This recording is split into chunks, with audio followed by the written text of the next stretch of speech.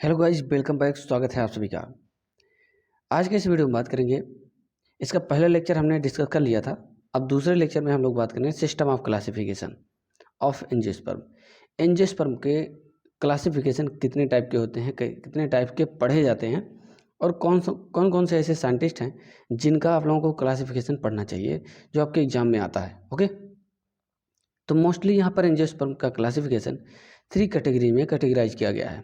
पहला हो जाएगा आर्टिफिशियल सिस्टम ऑफ क्लासिफिकेशन, और दूसरा हो जाएगा नेचुरल सिस्टम ऑफ क्लासिफिकेशन, तीसरा हो जाएगा phylogenetic system of classification.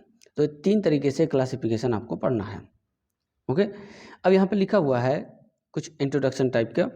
The earliest system of classification were artificial system and the system of this nature remained dominant from 300 BC up to about 1813। तो लगभग अगर इसकी बात करें तो स्टार्टिंग में जो सिस्टम ऑफ क्लासिफिकेशन था एंजियोस्पर्म का, वो mostly artificial system of classification ही था, जो कि 300 BC पूर्व ही दे दिया गया था। और किसने इसको डिस्क्राइब किया था सबसे पहले?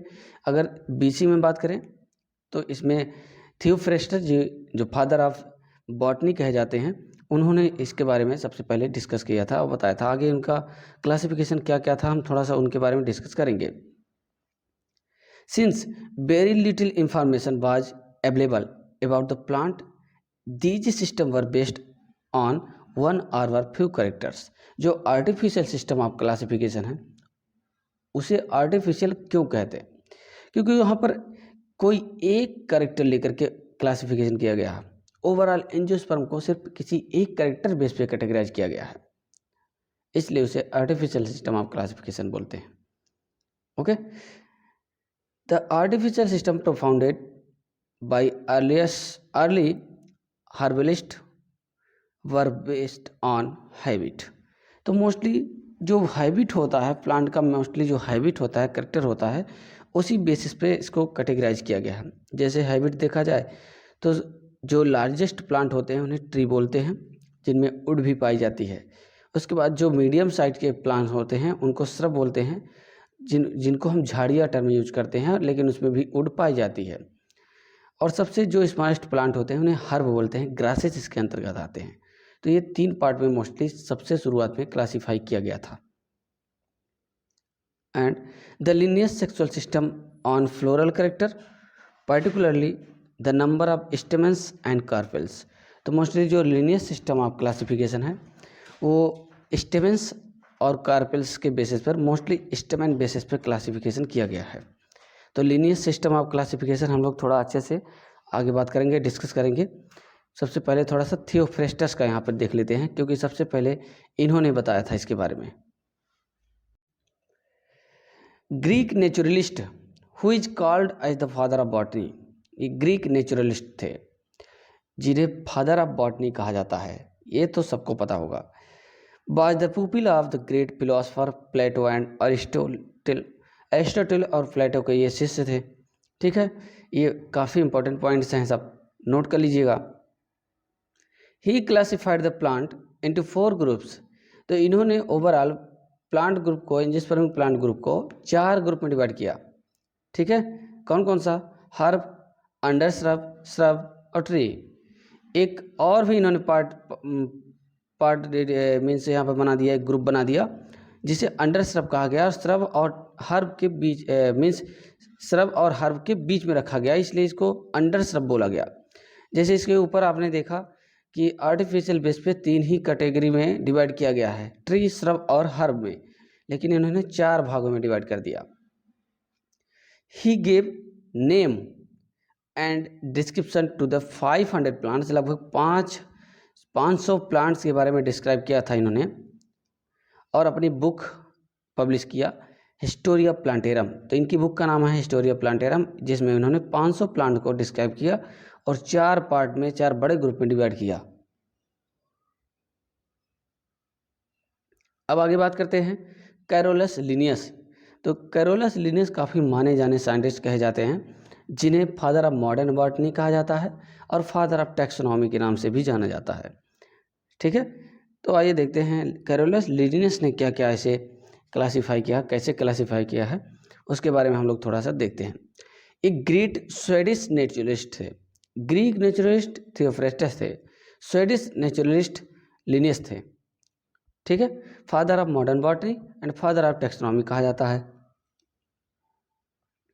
अब यहाँ पे एक हमने चार्ट बना दिया है, नेम ऑफ बुक्स, बुक्स के नाम एक साइड में रख दिया है और उसका पब्लिकेशन ईयर कौन सा है वो एक साइड लिख दिया गया है।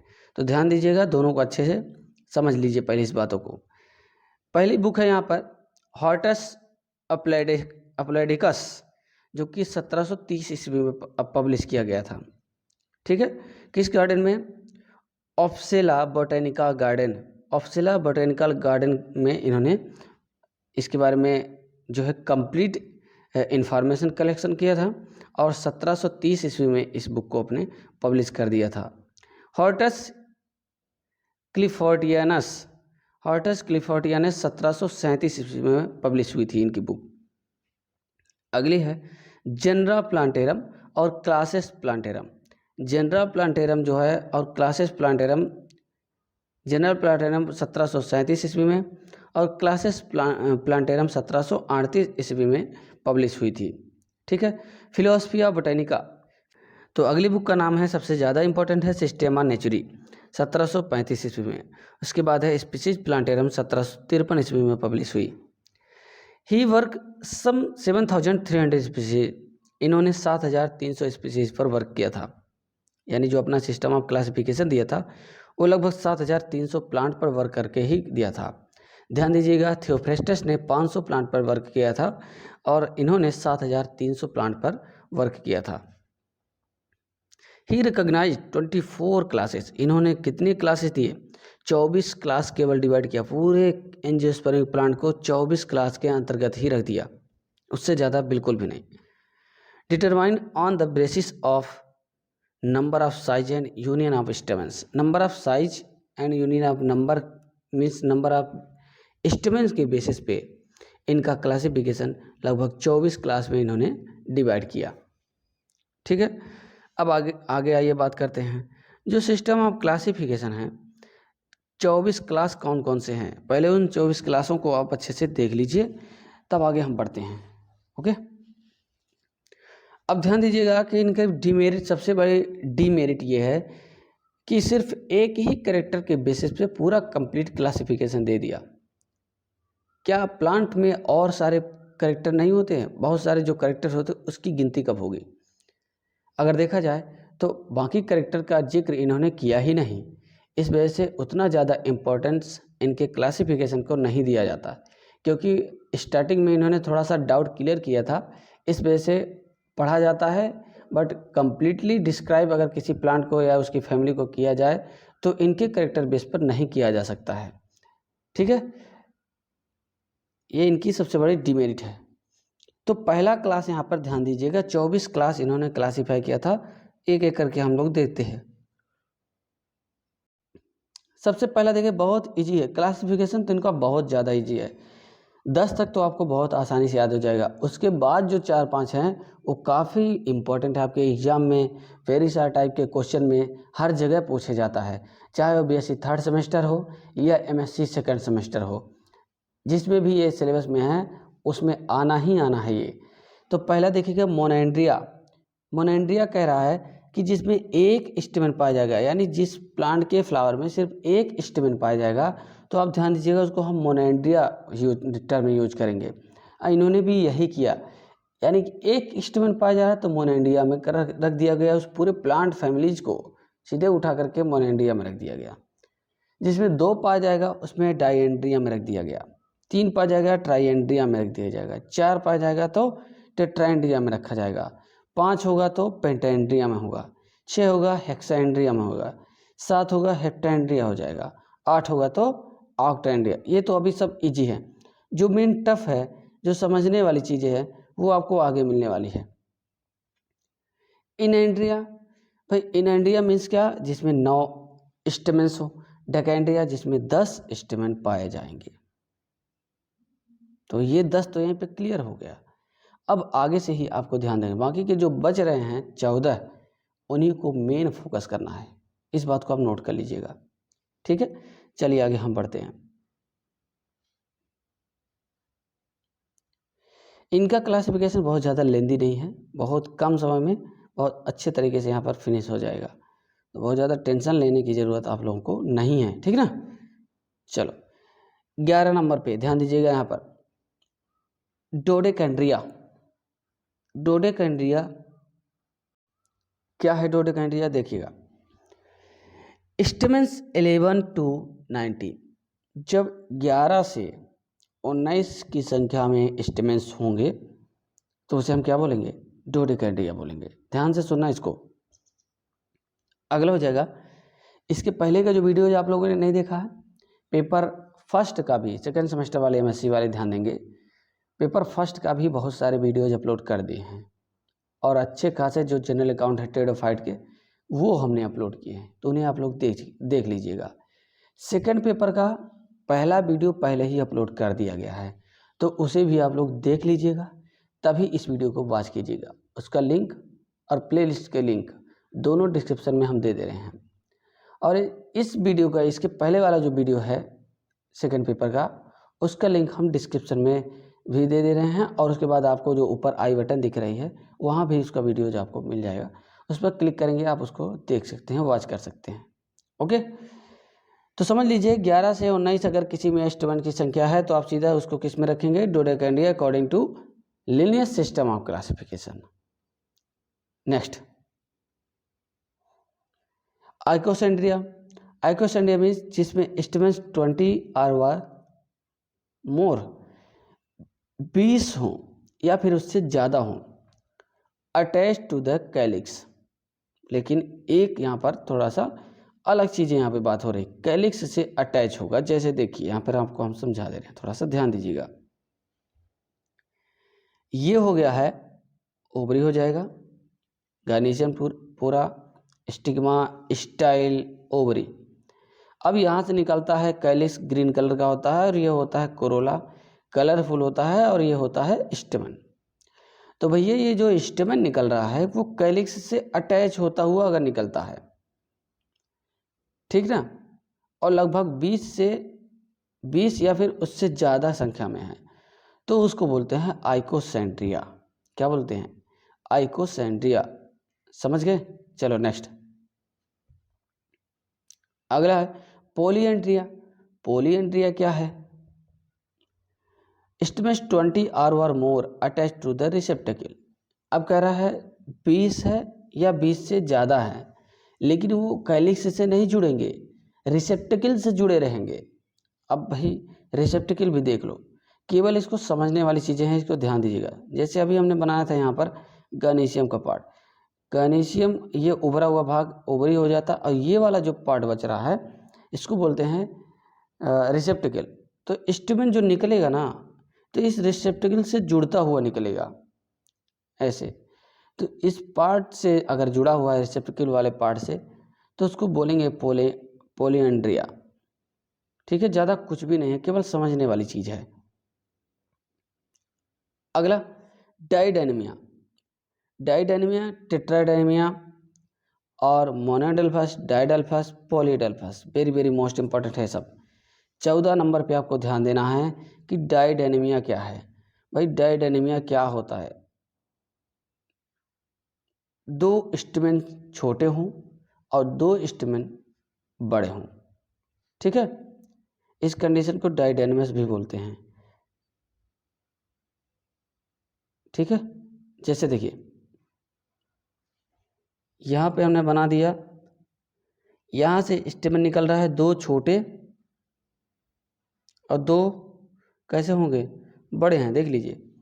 तो 2 stamens are large and 2 small, 2 small and 2 large हो तो इसको बोलते हैं डाइडेनमिया या डाइडेनमस बोलते हैं। टेट्राडेनमिया या टेट्राडेनमस किसे बोलेंगे? नंबर ऑफ स्टेमेन की संख्या कितनी होगी? 6 होगी। इसी पे आपको बता दे रहे हैं, 2 छोटे 4 बड़े हों, इधर 2 और इधर। सबसे बेस्ट एग्जांपल है इसका ब्रेसिकेसी फैमिली। सरसों में आप देखेंगे 4 स्टेमेंस इस तरीके से बड़े होंगे साइड बाय साइड, और 2 स्मॉलेस्ट छोटे छोटे होंगे। तो इसको बोलते हैं टेट्राडाइनमस या टेट्राडाइनमिया। अगला ध्यान दीजिएगा, 15 हो गया। अब 16 पे पहुंचते हैं। मोनाएडल्फस या मोनाएडल्फस। मोनाएडल्फस को किसे बोलेंगे? जब नंबर ऑफ स्टेमन चाहे न्यूमरस हो या 10 हो 20 हो कितने भी हो, लेकिन जितने भी स्टेमन की संख्या है वो सब किस में होंगे? सिर्फ एक ग्रुप में होंगे, एक सिंगल ग्रुप में होंगे। जैसे देखिए नंबर 1, नंबर 2, नंबर 3, नंबर 4, कितने भी आप स्टेमन्स निकाल दीजिए, लेकिन ये समूह किसका है?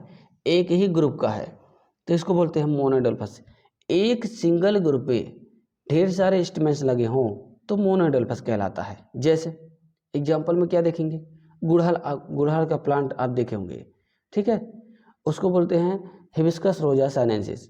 उसमें आप देखेंगे ऊपर एक इस तरीके से डंडी निकली हुई होती है और इसमें ढेर सारे स्टेमन्स लगे होते हैं, और वो उसमें आधा भाग जो होता है वो कोरोला का होता है और आधा पार्ट उसमें जो होता है वो गायनीशियम का पार्ट होता है, जो कि इनर साइड में होता है। ठीक है, टॉप पे आपको रेडिश कलर की आपको स्टिग्मा जरूर दिखाई देगी। ठीक, तो सभी कुल मिला के देखा जाए तो जो स्टेमन्स हैं वो कोरोला ट्यूब से जुड़े हुए होते हैं और एक ही ग्रुप में होते हैं, तो उसको बोलते हैं monadelphous condition. Okay, next diadelphous. Diadelphous क्या होता है? यही स्टेमन्स दो ग्रुप में हों। जैसे देख लीजिए, मान लीजिए एक बड़ा सा ग्रुप बना देते हैं जिसमें कई स्टेमन्स लगे हों, मान लीजिए 5 का ग्रुप हम बना दे रहे हैं और एक सिंगल का ग्रुप यहाँ पे बना दे रहे हैं, तो दो ग्रुप में, एक ग्रुप यहाँ और दूसरा ग्रुप यहाँ, जब दो ग्रुप में स्टेमन्स अरेंज हों तो उसको बोलते हैं डाइडेल्फस। पॉलीडेल्फस क्या है? डाइडेल्फस का एग्जाम्पल, सबसे अच्छा एग्जाम्पल जानते क्या है? सबसे अच्छा लेग्यूमिनेसी फैमिली।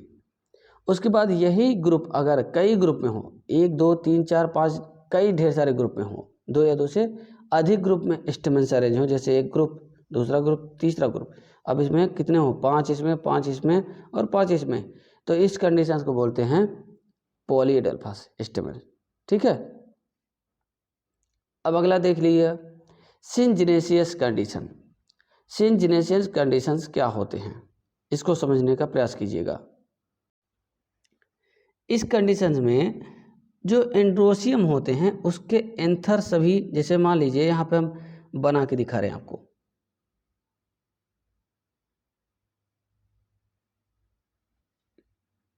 कुछ इस तरीके से,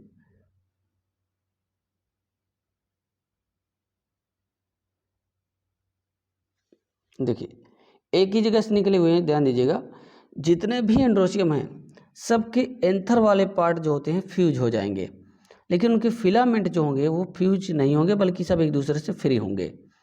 तो इस कंडीशंस में जो एंड्रोसियम दिखाई देता है उसे हम क्या बोलते हैं? सिंजिनेसियस कंडीशन। कंपोजिटिव फैमिली का बेस्ट एग्जांपल है ये सिंजिनेसियस कंडीशन। कंपोजिटिव फैमिली, एस्टेरेसी फैमिली या फूलों वाली फैमिली इसको बोलते हैं। ठीक है, गैनेंडिया। अब यहाँ पर गैनेंडिया को ध्यान दीजिएगा, गैनेंडिया जस्ट इसी की तरह थोड़ा सा अलग होता है। एंथर भी फ्यूज होगा और इसके जो फिलामेंट हैं वो भी फ्यूज होंगे, तो गैनेंडिया टर्म यूज किया जाता है। कितने भी स्टेमन्स हो उससे कोई फर्क नहीं पड़ता, लेकिन अगर ये सब फ्यूज है तो उसको हम सीधा गैनेंडिया में उठा के रख देंगे। ठीक है, तो दोस्तों आई होप आप लोगों को काफ़ी समझ में आ रहा होगा, और अगर इसके बाद भी नहीं समझ में आता है तो आप लोग थोड़ा सा फोकस कीजिएगा, किताब वगैरह लीजिए, बुक ले लीजिए, उसके बाद वीडियो को देखिए, फिर उसके बाद उसमें जो लिखा हुआ है उसको देखते रहिए। दोनों चीज़ें जब आप देखेंगे तो आपको चीज़ें समझ में आ जाएगी। वैसे मैं प्रयास तो कर रहा हूँ कि आपको काफ़ी चीज़ें समझा सकूँ, अच्छे तरीके से आपके दिमाग में आ जाए। अब उसके बाद भी अगर कोई प्रॉब्लम हो रही है तो थोड़ा सा किताब भी आप देख लीजिएगा, तो ही चीज़ें आपको समझ में आने वाली है। ठीक ना। अगला देखिए मोनोइसिया प्लांट मोनोइसियस होता है। मोनोइसियस प्लांट क्या होता है और डायोसियस प्लांट क्या होता है? अगला डायोसिया दिया है। तो मोनोइसियस कंडीशंस में ध्यान दीजिएगा, जो male and female sex organ होते हैं, या मेल फ्लावर फीमेल फ्लावर, चाहे अलग अलग हो डिफरेंट फ्लावर पे, लेकिन प्लांट एक ही हो। जैसे ये एक प्लांट मान लीजिए हो गया, ठीक ना, इसी पर एक फ्लावर निकला हुआ, इस फ्लावर में मेल फीमेल सेक्स ऑर्गन दोनों है। ठीक, और दूसरा फ्लावर निकला जिसमें सिर्फ मेल फ्लावर है, और एक और निकला जिसमें सिर्फ फीमेल फ्लावर हो। अगर ऐसी कोई कंडीशंस हो लेकिन प्लांट एक ही हो तो हम उसको क्या बोलते हैं, मोनोइसिस कंडीशंस बोलते हैं। ठीक है, ऐसे टर्म को हम मोनोइसिस बोलते हैं। दूसरा डायोसिया। डायोसिया टर्म क्या होता है, डायोसिस कंडीशन में मेल फ्लावर, अगर ये फ्लावर है, सभी फ्लावर कैसे होंगे, मेल के होंगे। ठीक, कोई मेल या फीमेल में से कोई एक ही सेक्स ऑर्गन एक ही प्लांट पर हो, या कह सकते हैं आप सीधा ऐसे बोलिए, डिफरेंट प्लांट पर डिफरेंट सेक्स ऑर्गन हो। जैसे एक प्लांट पे मेल और दूसरे पे फीमेल। साइकस का आप देखेंगे तो कुछ ऐसे ही देखने को मिलता है। और पपाया का प्लांट जो होता है, दोनों प्लांट अलग अलग होते हैं, मेल फ्लावर का अलग और फीमेल फ्लावर का अलग होता है। तो यहाँ पर ऐसे प्लांट को हम क्या यूज करते हैं, डायोसिया या डायोसियस प्लांट यूज करते हैं, टर्म यूज करते हैं। ठीक है, नेक्स्ट। तो इस तरीके से 22 क्लास हमने यहाँ पे कंप्लीट करा दिया। 23वां क्लास है पॉलीगैमिया। पॉलीगैमिया का मतलब होता है प्लांट पॉलीगैमस, जिसमें गैमीट का फॉर्मेशन डिफरेंट टाइप के होते हैं, बहुत ढेर सारे बने लेकिन कई प्रकार के बनते हैं, तो उसको पॉलीगैमिया यूज करते हैं, टर्म यूज करते हैं। ठीक है, इसके अंतर्गत आ जाता है एल्गी, फंजाई वगैरह, इसमें से कुछ प्लांट रखे जाते हैं। उसके बाद है क्रिप्टोगैमिया। तो गाइस क्रिप्टोगैमिया जो होता है फ्लावर जो होता है कंसील्ड होता है, फंजाई, मॉसेस, फर्न, इन सब में।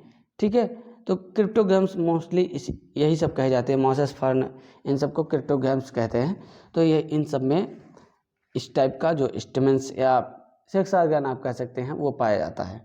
ठीक है, तो इस तरीके से 24 क्लासेस हमने कहा था कि इन्होंने डिवाइड किया था, और 24 क्लासेस हमने हचिंसन लिनियस का यहाँ पे आपको बता दिए हैं। अगला जो क्लासिफिकेशन होगा वो नेचुरल सिस्टम ऑफ क्लासिफिकेशन होगा। कई ऐसे साइंटिस्ट हैं जिन्होंने उसका क्लासिफिकेशन दिया था, तो आपको वहाँ पर हम सिर्फ और सिर्फ बेंथम-मूकर सिस्टम ऑफ क्लासिफिकेशन बताएंगे, क्योंकि आपके एग्जाम में सिर्फ उन्हीं का पूछा जाता है, सबसे ज़्यादा इम्पोर्टेंट है।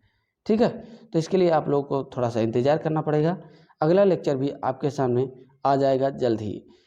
टेडोफाइटा का जो 3 हमने वीडियोज अपलोड किए हैं उनको अच्छे से बना लीजिएगा, और भी आ जाएंगे आप सबके सामने।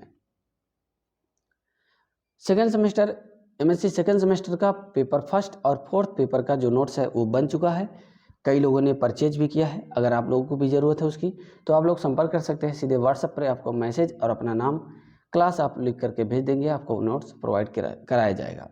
ठीक है, सेकेंड पेपर जो है आप लोगों का एमएससी सेकेंड पेपर, जो ये वीडियोज मैं बना रहा हूँ सेकेंड पेपर का, इसका भी लेक्चर जो नोट्स है वो लगभग बन ही गया है, 1-2 यूनिट का और रह गया है। तो जैसे बन जाएगा वो आपको पब्लिकली मैं आपको बता दूंगा, आप लोग उसे परचेज कर सकते हैं। ठीक है, बहुत अच्छा नोट्स है, बहुत इजी तरीके से उसमें कंटेंट रखे गए हैं। इस वीडियो में बस आपका सबका इतना ही, बहुत बहुत धन्यवाद।